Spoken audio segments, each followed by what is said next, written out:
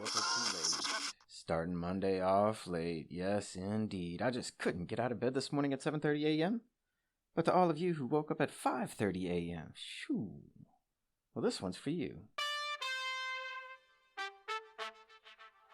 Oh yeah, it's a rainy Monday, so what better time to lay in bed for just a little bit longer? Am I right? Yes, indeed. Lofi Poli Sci coming at you. I'm your host, Michael Pickering, here to talk about that famous question, what's going on in the world today? And let's start off in the Middle East. And to Iran we go. And we all know about the Iran nuclear deal that President Obama of the United States signed with Iran and other member countries, trying to really rein in Iran's hopes or desires or intentions, depending on who you ask, of obtaining nuclear weapons. So, President Obama of the U.S. signed a deal, try to stop that. Then comes in President Trump, leaves the deal. So, no deal anymore. Then in comes President Biden, trying to get the deal going back further. And they're still working out those details, trying to make it all Humpty Dumpty like. And what have we been hearing lately, though, about the IAEA, the International Atomic Energy Agency, which is the agency that monitors the nuclear program in Iran? Well, they've been having a lot of trouble for quite some time, really. However, Iran is now letting the IAEA put new memory cards into their cameras that watch the facilities. Sounds like a good thing, right? Right? Question mark? Well, keep your eyes on this one, people. Because Iran had presidential elections this summer. And big changes coming? Question mark? You tell me, right in, but definitely worth seeing. And in other Middle Eastern news, to Egypt we go, to see that our new Prime Minister of Israel is talking to President Sisi of Egypt about, what you say? About two things mostly, Israeli-Palestinian relations, but also Israeli-Egyptian relations. This is another one worth keeping your eyes on, my friend. Egypt is usually a big player anytime there are attempts for a ceasefire between Gaza and Israel. So a new Israeli Prime Minister talking to the President of Egypt in Egypt, which hasn't happened in quite some time? Yeah, this could be big for quite a few different reasons. We'll keep you updated as we know more for sure. And now, let's take a quick break and take a look at our 5-day weather report for New Orleans. And the word is, it's hot, it's cloudy, with a chance of meatballs every single day. What can we say? It's summertime in New Orleans. Now we're going to stay around the Middle East for just a moment longer and talk about a story we mentioned on Friday. And that's Lebanon. Finally, after over a year, has a new government and a new prime minister. And it's the richest man in the country. Take from that what you will, but regardless, in many ways, people from all sides are happy to see almost anyone take up the position of prime minister and for a new government to be formed.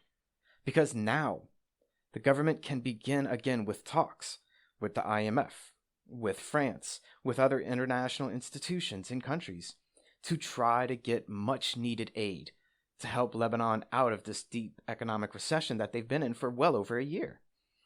So, this is definitely something we need to keep our eyes on, because, you see, no one was willing to give Lebanon aid until they had an actual government to function and to be able to help allocate those funds, to distribute it where it needed to be, but also to be held accountable for the distribution of those funds.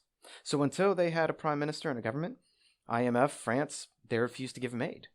So now, we need to pay close attention and see just how long will it take before international institutions and foreign countries like France actually disperse that aid.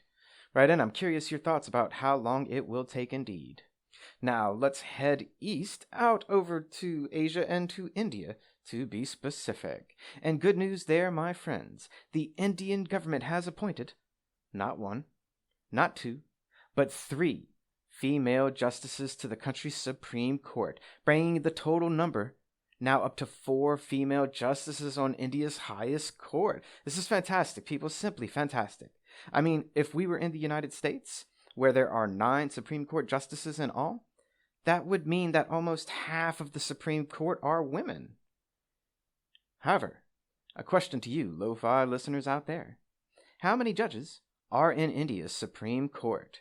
And 5, 4, 3, 2, 1. And your answer? 34.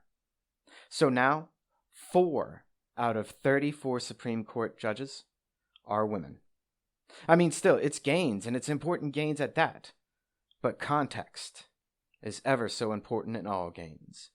There is still much work to be done here. And a last piece of news to send you on your way for the day.